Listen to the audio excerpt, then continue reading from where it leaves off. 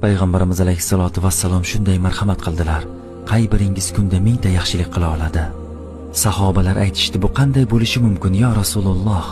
Rasululloh shunday dedilar: agar bir kishi kunda 100 marta subhanalloh desa, u kishiga 100 savob yoziladi va 100 gunohi o'chiriladi. Kim subhanallohi va bihamdihi desa, gunohlari dengizning ko'piga qadar bo'lsa ham gunohlarning hammasi o'chib ketadi. Boshqa bir rivoyatda payg'ambarimiz alayhisolatu vassalom shunday dedilar: kim subhanallohil azim va bihamdihi desa, bir bora aytsa ham Alloh jannatda unga bir xurmo daraxti ekadi.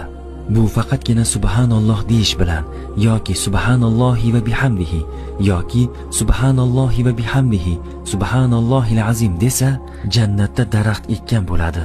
Gunohlari dengizning ko'piga qadar bo'lsa ham kechiriladi va amal daftariga minglab savoblar yoziladi.